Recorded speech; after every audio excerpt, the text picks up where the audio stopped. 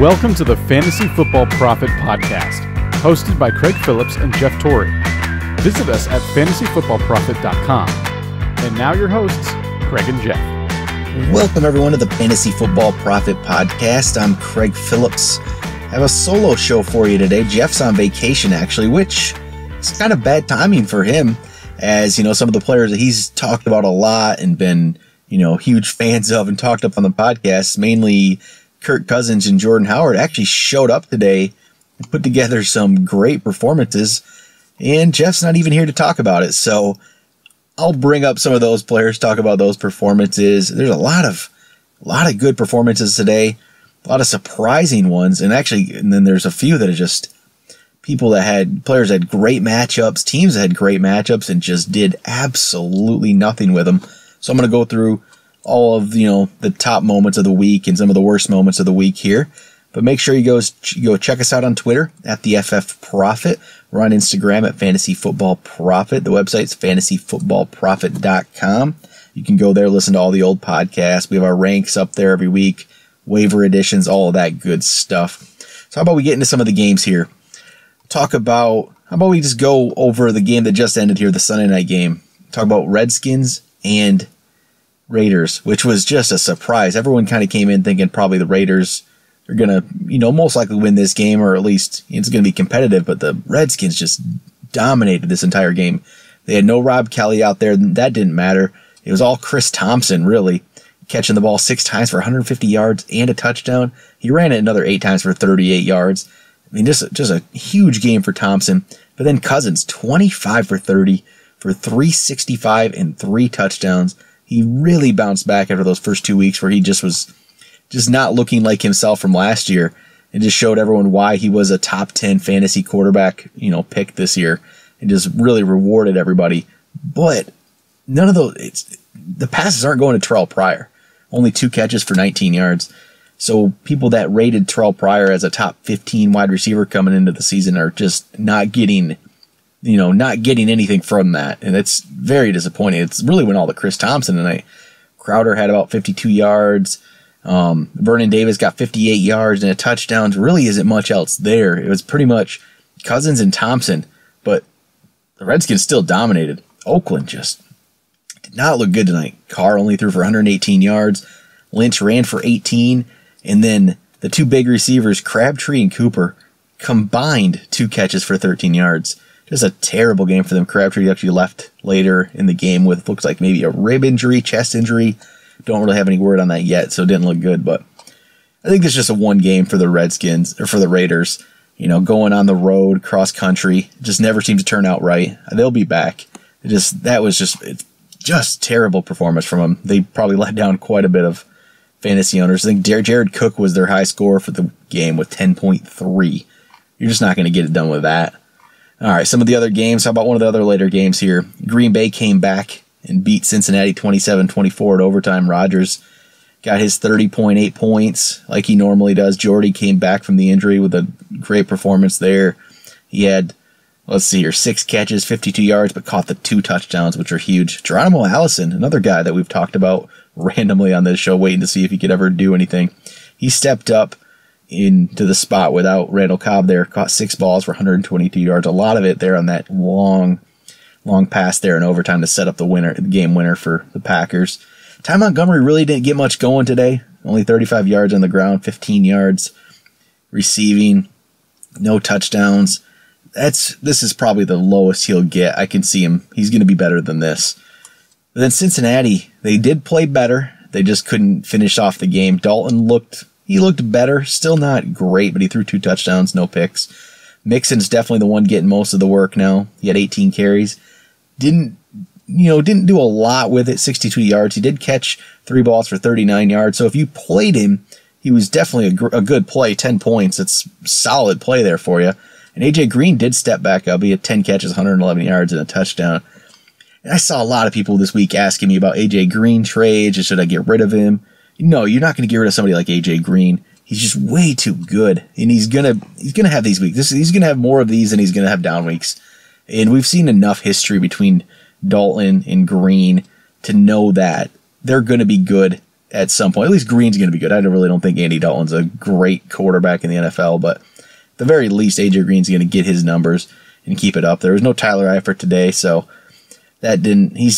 The injuries are really affecting Eifert, and he was one of my preseason guys I thought would be stepping up there, and maybe if he can get healthy, he will be, but until then, he's not going to do much. But it looks like going forward, I think this is going to be Mixon's backfield, and we keep an eye out at that. We'll keep watching it, but I really think they're going to go young here, go with Mixon. Hill's not doing much. Bernard will still get his work, but that's about it. It's going to be mainly Mixon going forward.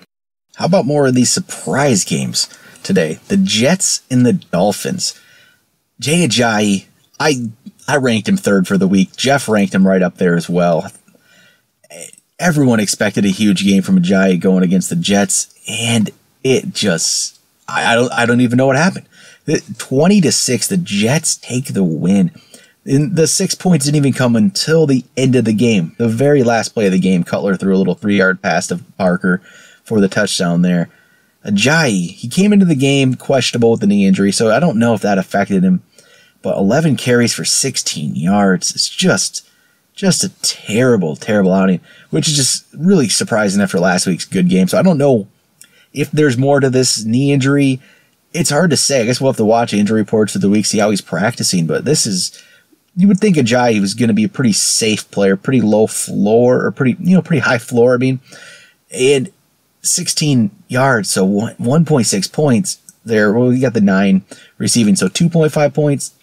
That is just not getting it done. You're relying on that guy as your running back 1, and this was just a disappointing effort. Parker, on the other hand, receiving, got that touchdown at the end, so it really bolstered his day a little bit. But 76 yards receiving and a touchdown. He had 8 catches, so solid outing for him. He's looking pretty solid for the year so far.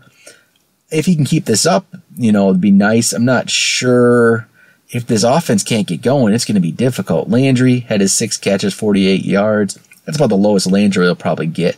Really not much else out there for the Dolphins. Just a terrible game. They should bounce back from this. But the Jets, again, there's not much. You're not going to really be playing any of these Jets. Powell, he had the 37 yards rushing, got a touchdown, so he made it. If you played Powell, he was worthwhile to play. Forte didn't do anything, got hurt. Robbie Anderson did get 95 yards and a touchdown, but only off 3 catches. You're still not playing him. The Jets, yeah, they might have got the win, but you're not playing any of these players. They're just, at this point, not worth it to play. And the Chiefs and Chargers, Chiefs get the win, and Kareem Hunt breaks a 69-yard rush late in the 4th to just have another huge game. 172 yards and a touchdown. I mean, every single week he's been over 20. He keeps doing it. He breaks these long runs every time. And they're not going to go away from him. They're just going to keep giving him the ball, giving him the ball, and giving him the ball. He's going to keep putting up these points like this if they do that. Alex Smith had the 2 touchdowns, but only 155 yards. But it made it a worthwhile game. He's had just under 20 points in standard leagues. So he's keeping himself as a decent streaming option, possibly, if you want.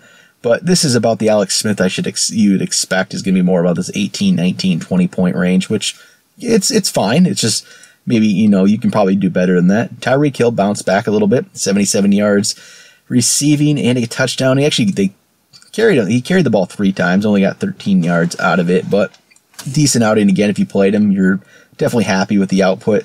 The Chargers, on the other hand, Phillip Rivers, 3 picks, no touchdowns. He did not look good. I know Kansas City's a good team, but this was just, Rivers is making it so it looks like he's not even going to be playable at this point. Coming in, I thought he might be a good option to be one of those late round quarterbacks that you get that'll play and be, perfectly fine for you. But this is not what you were expecting today. 3.5 points. He did have 2 decent weeks. The last 2 weeks were pretty solid, but if he's going to have games like this, even at home, he's hard to play. But, I mean, Derek Carr, we talked about, did the same, only had the 7.2. I mean, look at what Flacco did. There's a lot of bad quarterback performances this week, so hopefully this is just one of them. Hopefully he bounces back from this. Melvin Gordon was able to, salvage a decent game with 79 yards rushing and a touchdown. He did get injured at one point. It looked like a knee injury. He came back late in the game, but only had 1 or 2 carries after that, so we'll have to monitor that and see if there's anything there. Keenan Allen, 61 yards. Travis Benjamin got 5 for 105, but just all around not a good game from the Chargers. And then Hunter Henry doesn't even show up in the box score. He just was non-existent out there today, which he was like that in week 1. Great week last week, and then nothing this week. So he's becoming a very difficult player to play if he's going to be this up and down where they just completely forget about him in the game and don't use him at all. It's going to be hard to play him. All right, Seattle and Tennessee. Tennessee had built up a pretty good lead in this one, and Russell Wilson was not doing much at all in the first half until they scored with about 1:15 left in the second for that first touchdown for them. And then he just poured it on in the second half in catch-up mode. Ends up, if you're in a 6-point scoring league for passing touchdowns, 41.5 points for Russell Wilson. But it wasn't necessarily efficient going into it. The 29 for 49, we got 373, 4 touchdowns. He ran the ball for 26 yards. So he if you played him, I mean, most people did, it was definitely worthwhile to play. It's just Seattle. It's not looking like Seattle at this point. Baldwin then made it a good game for 105 yards and a touchdown. Chris Carson, he was able to get the receiving touchdown, so his game was, he got 11.2 points, but 11 carries for 34 yards, but it pretty much looks like he is the guy. Rawls didn't get any carries. Lacey didn't get any carries. It's all Chris Carson at this point. Again, that could change. You never know with Seattle. They did this last year. They've done this the years past, ever since Lynch. They've gone through the running back, so we'll see what this really means for Carson, but I think going forward, at least next couple weeks, he should be playable, and hopefully this is about as bad as it gets for Seattle, at least with the run game, and hopefully they don't have to come from behind anymore. Tennessee, on the other hand, it was pretty much a split backfield there. Murray had 14 carries, Henry had 13. Murray's numbers look much better as he broke that long 75-yarder for a touchdown. That's where most of his damage was. So he got 115 yards and a touchdown basically off that 75-yard run. The rest were 13 for 40 yards. But it looks like going forward, this is probably going to be a split backfield. But they might both be usable. I think if you have Murray, you're still going to have to play him. And Henry's interesting. If you have both Murray and Henry, I think you might stick with Murray at this point. I mean, we'll have to really see a change to know that it's Henry's backfield. But if Murray's healthy, I think he's going to be playing most of the time. So just keep an eye out on that. Minnesota and Tampa Bay, another game that was kind of surprising here. Minnesota was out without Bradford. You would have expected this to probably be Tampa Bay's game, and a lot of people picked up Tampa's defense once they knew that it was going to be Case Keenum starting, and Case Keenum made them all pay. 25 for 33 for 369, 3 touchdowns. Stephon Diggs, 8 catches, 173 yards, and 2 touchdowns. And there's plenty of people that did bench Diggs this week, and I can't blame them. I mean, he did nothing last week with Keenum. There's no way you expected anything from this Minnesota team with Case Keenum at quarterback, and yet Diggs shows, I guess, he can do it with anybody at quarterback if they try to get him the ball. So this is 2 out of 3 weeks. Diggs has just been really, really good. He's had over 20 in 2 games. Last week was the 2 for 27. So they got Detroit coming up next week, then Chicago. I think Diggs, you put Diggs in your lineup even without Bradford, but if Bradford comes back, he could even be better. He's going to be, looks like he's going to be one of the top options this year for sure. Dalvin Cook made it worthwhile game, 22.9 points in standard scoring off of 97 rushing yards, 72 receiving yards, got a touchdown running the ball. They ran him 27 times. He is the true workhorse on that team. Latavius Murray had 2 carries. McKinnon had 2 carries. They're not factors. It might not be a great yards per carry, but that's not going to matter. Cook's getting all of the work. He has that much volume. He's going to be putting up really solid point totals every week. You're playing him. He should be in your starting lineup at the very least at your flex spot every single week going forward. How about the Jacksonville-Baltimore game? Another huge surprise. The 9:30 game, the London game. Jacksonville wins at 44-7. This is something I didn't see coming. Blake Bortles actually looked like a good quarterback. 20 for 31 for 244 and 4 touchdowns. Marquise Lee caught 4 of those for 65, but the main story was Mercedes Lewis. 4 catches, 62 yards, and 3 touchdowns. Still, don't go picking up Lewis. This isn't going to be sustainable with him catching those touchdowns. But Fournette was able to get a touchdown in, only 17 carries for 59 yards. The yards per carry doesn't look good, but he's still picking up a touchdown every game, and they're looking to get him the ball. So he's going to be playable. Bortles, I don't know. I'm not a big Bortles guy, but he's going to have weeks like this, and then he's going to have games where he does nothing. You're still not putting him in your starting lineup. And Baltimore just showed that there is nobody you can trust on this team. I was thinking maybe Buck Allen coming into it, but he only had 8 carries for 15 yards. He had 5 catches for 13 yards. So if he's in PPR, he salvaged a better game, but still not a good game. Terrence West only had 6 carries for 26 yards. Alex Collins ended up with 9 for 82. A lot of that was later in the game after this was just completely out of hand. But maybe Collins will be a pickup this week. Something to watch for. Let's see. Allen didn't get it done. West didn't get it done. Maybe they'll try Collins. They got to do something. This was just an ugly, ugly game from Baltimore. All right, Pittsburgh and Chicago. Another just crazy game here. Chicago gets the win in overtime, 23-17. Another one you wouldn't have seen coming. And this is where Jordan Howard stepped up big. 23 carries, 138 yards, 2 touchdowns. Even Cohen was still playable too with 78 yards rushing and 24 yards receiving. I think you might have 2 players that are potentially playable. And Howard's not going away. That's everyone who thought maybe this is Cohen's backfield. It's not. Cohen is not the every down guy. Now they don't want that to be that. Howard's going to get the majority of the work, and he's going to continue to be a start every week. So no worries there. As long as he's healthy, he's going to be the guy. And there's just no receivers to throw the ball to in this team. Howard led the team in receiving. Cohen was second. There's nothing. There's no receivers to throw the ball to, so Glennon's not doing much. Pittsburgh, on the other hand, Roethlisberger, only 14 points in standard scoring. Bell did, got the touchdown, so he made the game decent, but his rushing totals aren't up. They're only 61 yards rushing, but he's able to get the 37 receiving. That's why Bell's always going to be a great option, even when he's not playing well and the team's not playing well. He gets 15 points. Same with Antonio Brown. He had 17 in standard, 27 in PPR, with 10 catches, 110 yards, and a touchdown. That's why he's the top receiver in the league. That's the way he was number 1 receiver off the board. He had a great game. Martavis Bryant, though, 2 for 30. He's having these up. That's what Bryant does, up and down, up and down. It's hard to know when to play him and when not to. It makes it a tough play. I have a hard time playing Bryant because you don't know. He's going to get games like this where you're not going to be able to use him, but he's going to be in your lineup and get you nothing. Atlanta, Detroit, crazy finish to that one. They reversed the touchdown, so Stafford ends up with only 1 touchdown on the game. If you played him, he had an okay outing with the 264 and a touchdown, but not great. Abdullah, only 47 yards rushing. He did get 39 yards receiving, so it's an okay game. Matt Prater was great kicking the ball. He had, let's see here, if you're going 19 points, if you're going 4 points for 40-yarders and 5 points for 50-yarders, just a great, the guy can just hit every field goal from 50+. It's ridiculous. Tate had the 58 yards, he caught a touchdown, had the 1 reverse, so his game wasn't as good as it could have been.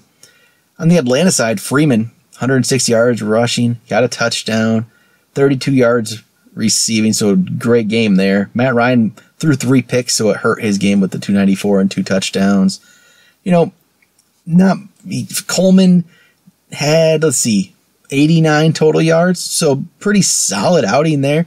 But that's about what you're going to expect. That's probably Coleman and Freeman both are Freeman's obviously playable. Coleman's keeping himself as an option there at a flex spot, though. And Julio, 7 catches, 91 yards. No touchdowns, but another good game for Julio. And then we have the Houston-New England game where Tom Brady has just now had 2 weeks in a row where he's just throwing touchdowns everywhere. 5 touchdowns, 378 yards. 2 of the touchdowns went to Cooks, 2 of them to Hogan, 1 to Gronk. Everyone in this team right now is playable at the wide receiver spot, except, it's just, that was the worry is there's so many guys to throw the ball to, but if Brady's throwing 4 or 5 touchdowns a game, it's not going to matter. They're all going to be, you're going to be able to throw it to play any of these guys. And here's the problem with Gillislee, only 31 yards rushing today. If they're not getting the ball to the goal line, Gillislee's going to have games like this, which makes him kind of a risky play, but if you have him, it's hard not to play him, because he's going to have the big weeks where he gets 2-3 touchdowns. But that's what, if Gillislee's on your team, that's what you kind of knew going in. He's going to be really touchdown dependent. So it is a worry, but you're going to get some really big weeks with him. Houston, on the other hand, Deshaun Watson, good game for him, 24.1 points. Lamar Miller had his 56 yards rushing, 7 yards receiving. So, yeah, that's Miller. He's just not, there's not much there right now. This is pretty much the floor for him, but his ceiling's not very high either. He's in this like 6 to 10 point range.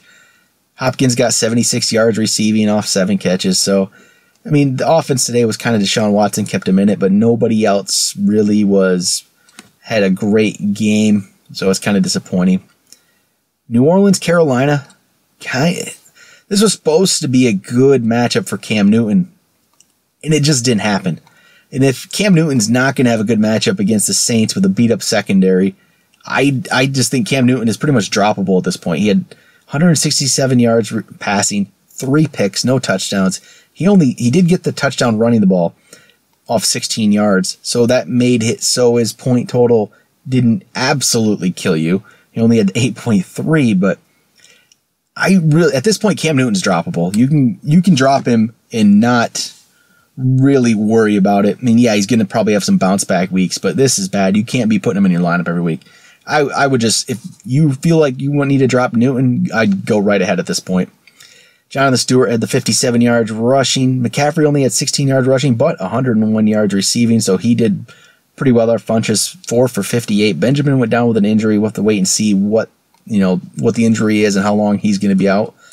Breeze with a solid outing. The yardage wasn't there, but he was able to get the 3 touchdowns. Let's see. One of them went to Michael Thomas, one to Ginn, and the other one went to Brandon Coleman. So Brandon Coleman has touchdowns in consecutive weeks. Michael Thomas, 87 yards on touchdown. That's kind of what you were signing up for when you drafted him. A solid outing there.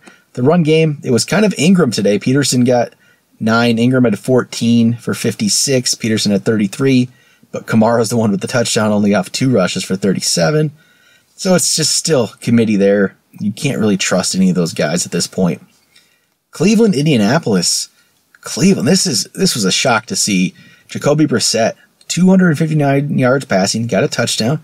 He ran in 2 of them, and then T.Y. Hilton, 7 catches for 153 and a touchdown. I know there's a lot of people that sat Hilton this week thinking nothing is happening right now with this Colts offense, but Hilton proved, I guess, he can play there with Brissett. Maybe they're going to be able to step it up in these next couple weeks before Luck comes back. But Jacoby Brissett, 29.8 points. Great game there. Frank Gore ended up with 11.7 in standard. He took 25 carries. He got 57 yards off of it. So not very efficient, but he got the touchdown. Made it a worthwhile play. On the Cleveland side, Crowell, only 44 yards rushing. He's been a disappointment so far this year if you drafted him, because where you were drafting him, he's not gotten that value out of him. Duke Johnson was able to get a touchdown running the ball at 23 yards, caught 6 passes for 81 yards. So in his PPR, he's extremely valuable, and he's becoming just a better option every week here. So you might be looking at him at a flex right now. I wouldn't, it's probably a good move. And Deshaun Kaiser wasn't a great game overall for him, but with his running ability, he got the touchdown. He's able to make it a good fantasy output for him.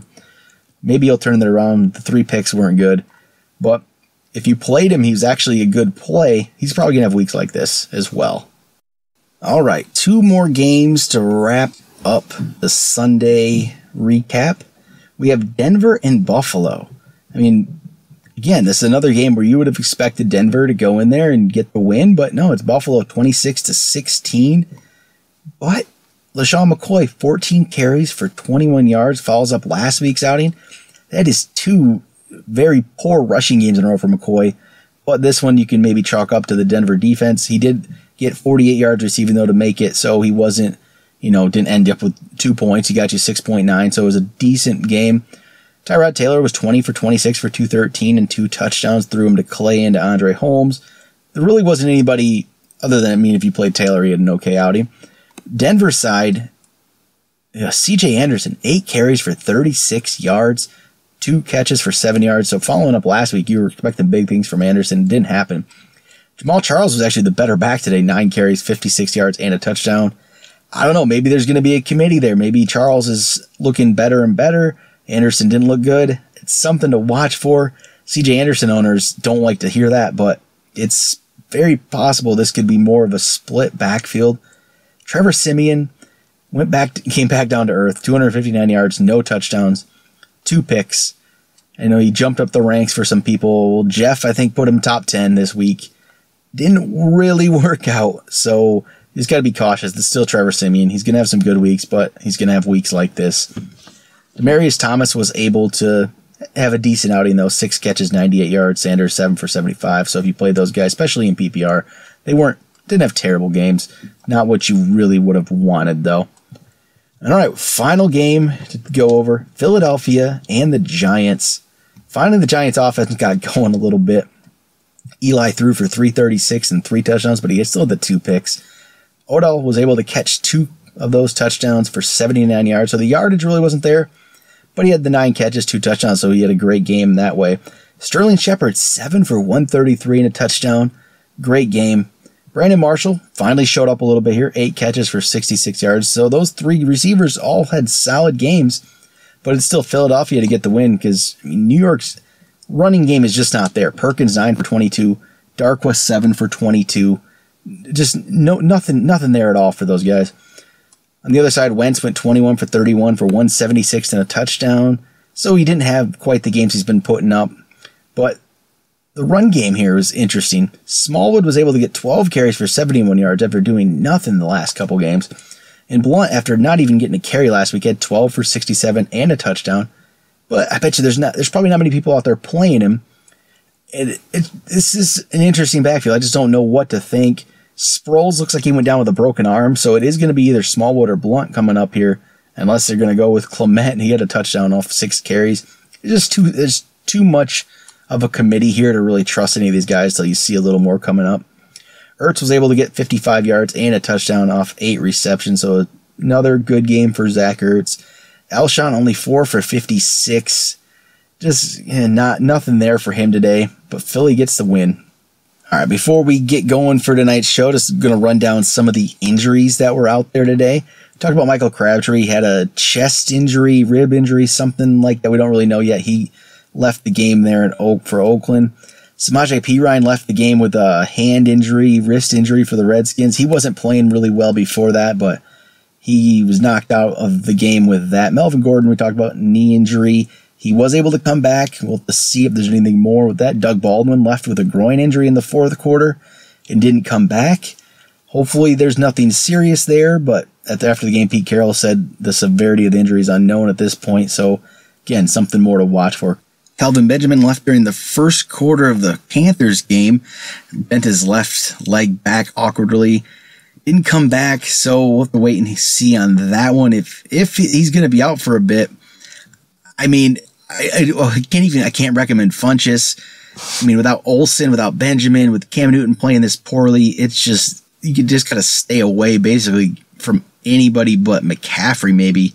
Stewart if you're desperate at running back, but it's just kind of ugly in the Panthers and that offense right now. Darren Sproles was out with a broken arm, so we just talked about that one. That's going to be interesting to see how that backfield the Eagles is going forward. And really the only other injury of note was Matt Forte left with a foot injury or a toe injury. No real word on that going forward, but the Jets, I mean, none of them seem to be playable at this point anyway. So we're just going to have to wait and see on a lot of these. Most of these injuries, we don't really have anything concrete yet. We don't know how severe any of these are, but wait and see as we go forward. Maybe we'll have some more news when we have our waiver show on Tuesday morning. We'll go over some of that. Hopefully there's some waiver pickups here. There's not a lot that stood out. We'll go over all the players that you might want to pick up. Probably talk about some players that you're able to drop at this point because we're seeing there's some people that for 3 games, you're not seeing much production. I mean, especially Cam Newton. That's one I'm going to recommend that if you have him, it's going to be hard to play him. I think he's hurting your team more than he's helping anything at this point. But we'll be back with the waiver show on Tuesday morning. We'll talk to you guys then.